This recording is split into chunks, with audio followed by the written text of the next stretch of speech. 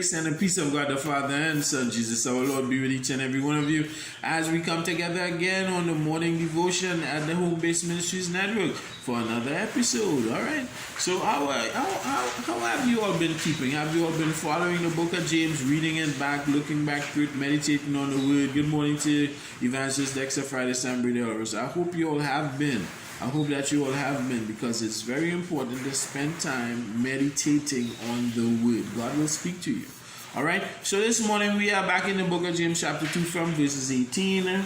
And James proves faith and work should go together by referring to a man who says that he has works. All right. Meaning he does good deeds and treats people well and without discrimination, whilst comparing himself to another, saying he has faith. All right, referring to him as thou. A belief that good things can happen to someone in need. Then he abruptly changes the man of faith, thou, right, by saying, prove to me that the good things that you believe can happen will happen without you doing something to make it happen.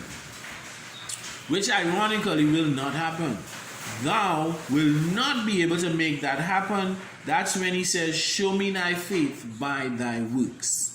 All right, we all have either experienced this ourselves, whether we were on the side of faith or of works. Either we have turned someone away without doing anything for them to help them in any way, or we have been turned away in the same manner at some point in time. So we can all relate in one way or the other.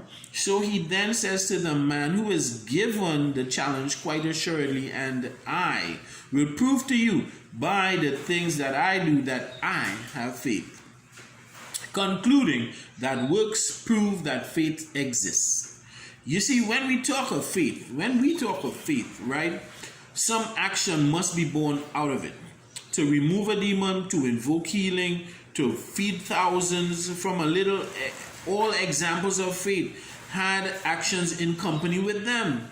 When the mountains move, right, it is the combination of faith and works. Belief and action. The faith must become the action. That's what I'm telling you. Your faith must become an action. So many people can talk faith and really that's all that they do. But the things we do to save, as verse 14 states, or rescue others in times of need will prove our faith. You do remember the him that was referred to in verse 14. The him is the same man today who is seeking help. All right, and is cold, who we do not give anything to make him and his family warm. The same him who may be without food, who we do not give food so he and his family won't be hungry. Can faith save him? Can faith rescue him from the situations? I can't do it, right? I can't do it alone. It must be the works of the church as a body that will save those in need from the tough times. In verse 19, James here again refers to the same man as in verse 18, as he calls him thou. Who could be you, even as I speak? So he says, thou believest that there is one God. Thou doest well.